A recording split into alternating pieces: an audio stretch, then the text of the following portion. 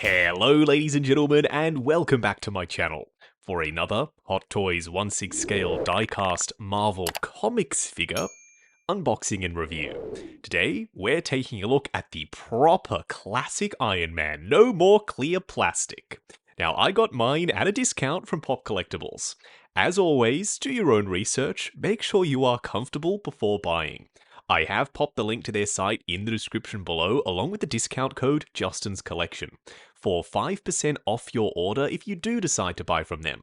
While you're down there, why not hit that subscribe, bell notification icon, and join button, so you're notified as soon as a brand new Hot Toys review goes live on the channel. As for the box art, whoever's idea it was to make the front of this box look like a retro Iron Man comic book cover, you need a raise, my friend, because this is the perfect style of box art for this particular version of Iron Man. We have an image of the figure himself front and center, his name up top looking very classic in red and yellow, then the Marvel stamp in the corner. In the background, a bunch of comic book panels, done in blue so that they contrast against the red and vibrant yellow of everything else. On the side, we have his name once more, done in high gloss I might add, on a satin background, a Marvel logo, as well as Iron Man's arm just spilling over the edge from the front cover. Then in the background, once again in blue, a bunch more comic book panels. Around the back, it is very colourful, but it's just warnings and legal information. On this side, we have a retro-looking Marvel Comics symbol etched into this foam block housing Iron Man himself. And that's the logo I would have liked to have seen on the front of the box, rather than the more modern one that they ended up going with. On the lid of the foam block, it does say the Origins Classic Iron Man. I can already tell that some people aren't gonna vibe with this. I can already see the comments, Marvel Legends 12-inch scale? Not quite. I personally pictured this color scheme when Hot Toys announced they were getting into comic book style Marvel characters. And now that I have him in hand, yeah, so far so good. I'm loving how vibrant and glossy this guy is. What we are going to do now, though, is get all of his accessories laid out in the light box and take a closer look at everything he comes with. Starting off with the display base first, which should look pretty familiar at this point. Even before we started getting these with Iron Man figures like the Diecast Mark 1, the overall shape of it was seen with the Justice League releases. This used to be the Flying Fox ramp style diorama display base. I'm not mad that they've repurposed it for Iron Man though, especially with all the new sculpt work, like the mesh style flooring and the silver details and all the wiring. Then around the front we have this massive Iron Man nameplate that looks like a comic book title, but why this particular color scheme is my question. The white and blue reads more like War Machine to me. I would have preferred the red and yellow, just like we saw on the front of the box. We also have this removable matte black painted gantry piece, at least I think that's what it's supposed to be. It's magnetic and like I said, it's removable, so I'm going to do just that. I think it makes the display look a little bit busier and I personally just don't love it. Then we have a dynamic flight pole and a spring-loaded waist clamp. For some people, this head sculpt alone is going to be worth the price of admission. It's a comic book style Tony Stark head sculpt with a dash of realism thrown in. There's skin texture, there's blush for complexion, and a very high gloss on the eyes. We will discuss this head sculpt in a lot more detail when we actually pop it on him. Unlike their first attempt at a comic book style Iron Man that was more Alex Ross inspired with the metallic red and gold and the clear plastic, we don't have anywhere near as many swap out pieces this time. But that's fine, that's because we don't have to swap out the clear plastic pieces for some metallic painted ones. We do still retain the swap out faceplate gimmick though. We have the more rounded modern one and the super classic looking horned spiky one. This is my personal favourite. To go along with these really bright glossy yellow faceplates, we also have the interchangeable top head helmet pieces. This one on the left goes with the spiky faceplate, it's got some more detail up on top with a black wash in the sculpt work, whereas the more rounded one, it's just straight high gloss red plastic. Oh, this is so old school. Having some real rolling roller skate wheels that plug into Iron Man's feet? Back in the day, this was probably peak technology.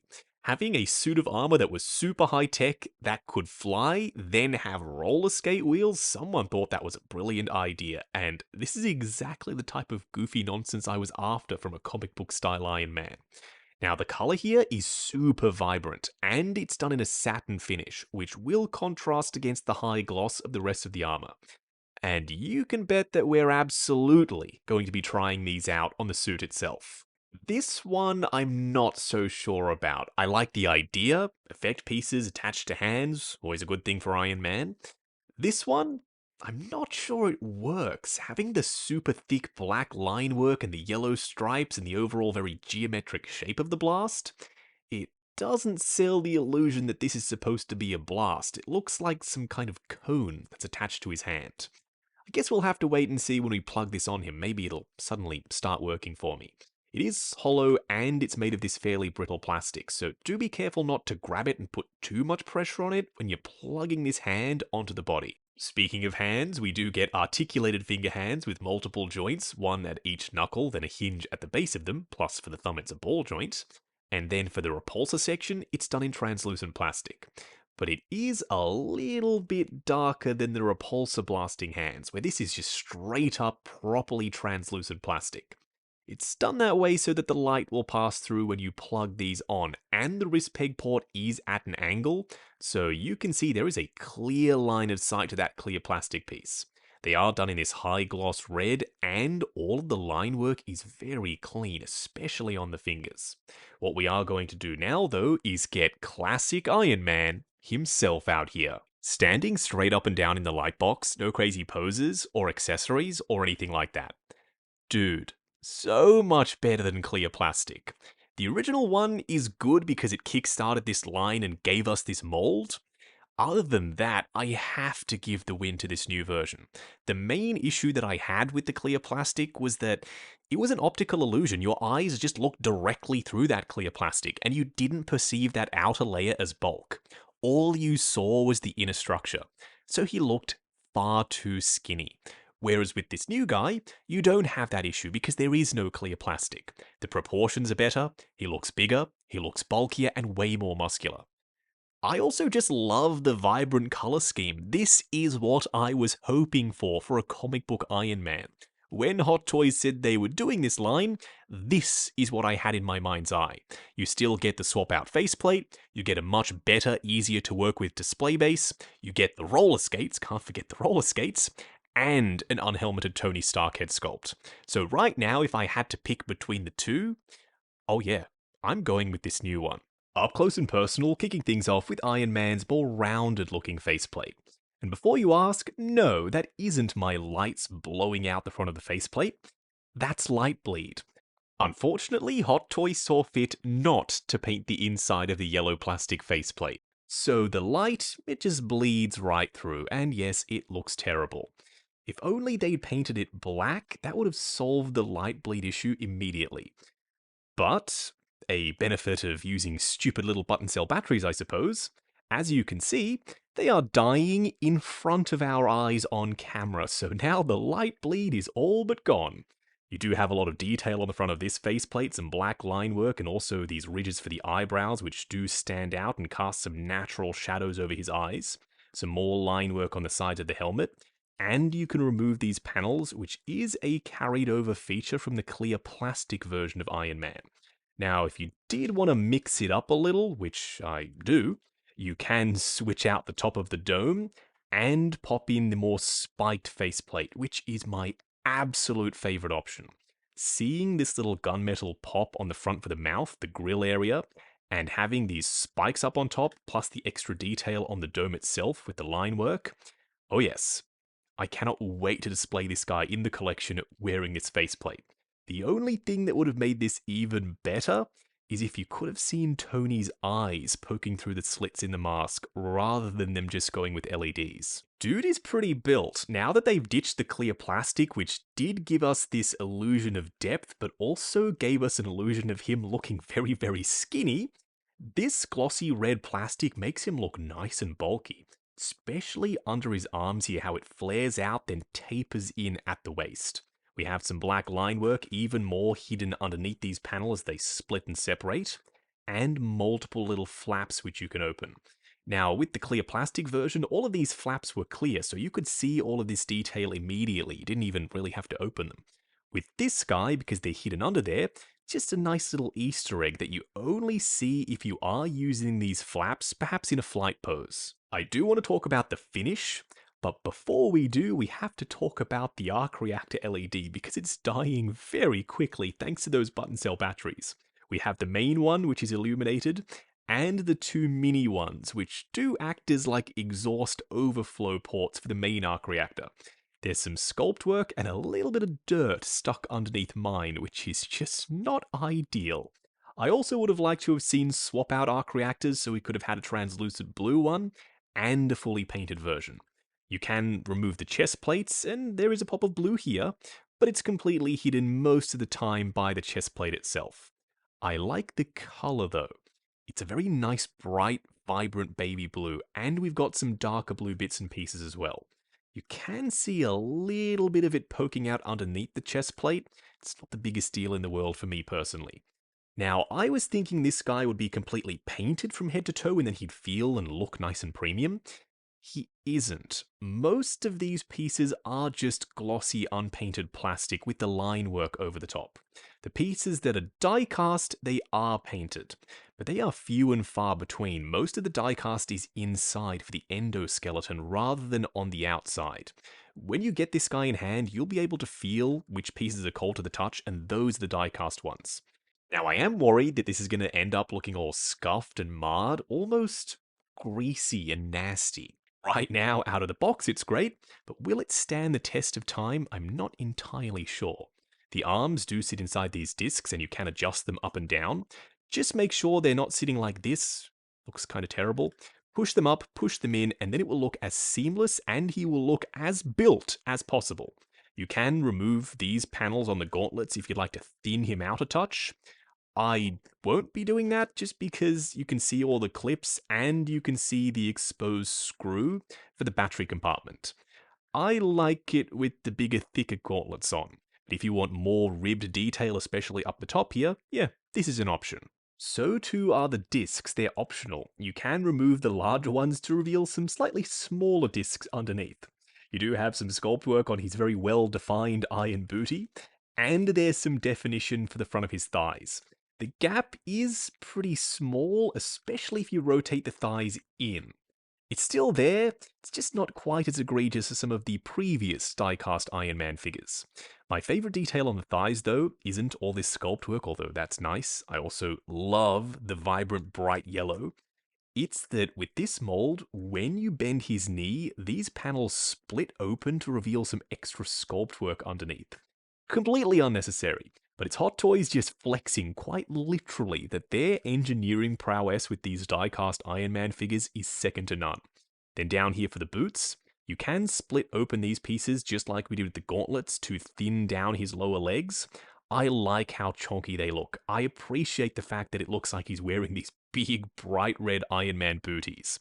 But I've waited this whole review, or halfway through, I guess at this point, to try out his roller skates. We gotta pop them on. I'm really keen to see what they look like. Oh yes, these bright purpley blue real rolling wheel roller skates underneath his bright red Iron Man booties. I am going to display him with these on. I don't care what people say. Yes, they're silly. Yes, they're goofy. But this guy is a product of his time. Quite literally, there is a reason why Iron Man doesn't look like this anymore. So giving him the roller skates, it puts him in his era. Yeah, I don't mind how goofy they look. Okay, so there are certain things I really do like about this head sculpt, such as the fact that it looks like a retro Tony Stark from the comics, and the skin texture and detail, and the furrowed brow with the very sharp eyebrows and the moustache. But is it just me, or is it too big? Can this head fit in this helmet? No, I don't think so.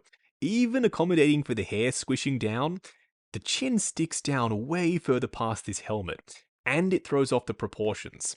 This head sculpt is not in scale with this body. I do like the skin tone neck, the detail is awesome, it just doesn't quite fit as well as I was hoping. This is another comic book style Tony Stark head sculpt I actually got from 1/6 Kits, more of a modern rendition versus this retro one. kind of like an extremis Tony.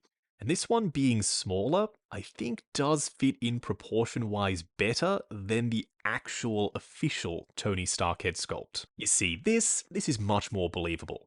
And because we're using the Hot Toys neck, the glossy red Iron Man one, you have way more range of motion versus the stock head sculpt. Because that's got a skin tone neck, which I do prefer the look of, but functionality-wise, because it sits inside this really tight neck ring, it's going to get scuffed up if you go crazy with your posing. So if I am going for an unhelmeted head sculpt in my display on this particular Iron Man, I am going to use the 1/6 kit version. It just fits in scale with the body better. It works better here, it still isn't quite right. It almost looks like Woody from Toy Story having this very tall and long head sculpt on a pretty small framed body. Something isn't right. I think the scaling is way off. You can see his skin toe neck though poking through the clear plastic, so that's a win if you like clear plastic. I don't, and I don't think I'm going to be displaying this guy like this, or maybe displaying him at all, now that we have that new one. Now, this is interesting. I've swapped out the gold arms and the gold faceplate from the clear plastic version. I haven't done the legs yet, but from the torso up, this should give you a pretty good idea of what this looks like. I think I would prefer if this guy was either all metallic or all glossy. This kind of hodgepodge with the glossy red pieces and the metallic gold doesn't gel super well for me. It might for you, and if this was something you're considering, well, now you know what it looks like. For a quick side-by-side comparison, it's crazy to me that these two are the same mold. They look completely different, and that's just down to the translucent plastic. On the left, we have a cohesive look from head to toe. Bright yellow, bright red, high gloss, pure classic nostalgia. Whereas on the right, I don't exactly know what they were going for. If you like the original, if you're going to stick with him because that's the one you own and you don't want to go out and track down the new one, totally fine. I understand sometimes the best figure is the one you already have in the display. I do prefer the new one. The colors, the gloss to it, the interchangeable face plates, which we did have with the original, the new style display base, and the Tony Stark head sculpt, not to mention the roller skates. Can't forget the roller skates, they are all wins. The original one, it started something, and I like the fact that we have a really solid mold for classic Iron Man in the mix now. It just didn't nail it with the clear plastic. I am hoping in the future we get a fully painted version, like this new one, but in metallics. Right now, I've got to give the win to the figure on the left. Ooh, classic suit Spidey next to this Iron Man. He's got a custom 1/6 kit head sculpt on him, and it just makes him look even more comic booky. Something about having these two with their bright, colourful outfits standing side by side, it just works. Maybe not, unfortunately. I don't think this particular War Machine works with Iron Man here. Height-wise, build-wise, yes. It's just the clear plastic and the metallics. If only they had ditched the clear plastic on the torso, then the metallics I think maybe could have worked. It's that clear plastic that throws off the entire aesthetic. If they give us a 2.0 version of War Machine in the same style as this Iron Man, oh, I will be all the way in. You know what? This isn't bad actually. Cap is too short and they can't stand for shit. I would much rather Hot Toys make a classic comic book Cap and Thor. Right now, they haven't, so we're going to have to go with the Sideshow ones.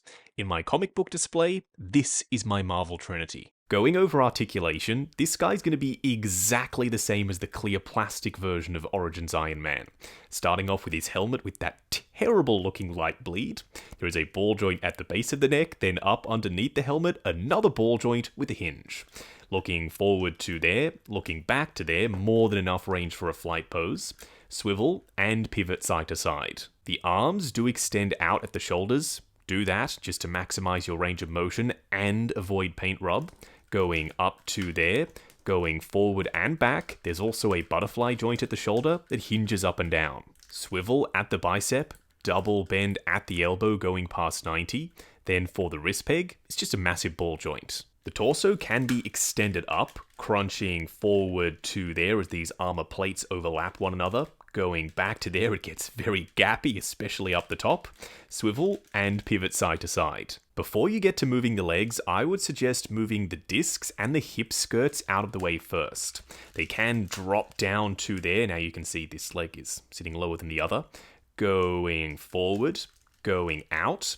You also have a swivel at the upper thigh. Double bend at the knee on ratchets, and I cannot get over these pieces, how they move down, exposing some detail underneath, and covering up some areas that would otherwise look very gappy. And then for the ankles, they are on hinges going forward and back. These pieces are spring-loaded, by the way. You do get swivel, ankle tilt, and toe articulation. Moving on to the 3 cool and 3 annoying things. The first annoying thing is, look at that light bleed. If only they'd painted the underside of these faceplates. Black preferably, but yellow would have worked too, just some kind of layer to prevent that light from leaking through the glossy yellow unpainted plastic. Which nicely leads us on to the second annoying thing, which is that most of this guy is glossy unpainted plastic. There are a couple of painted sections like the diecast areas, but everything else is just bare glossy plastic.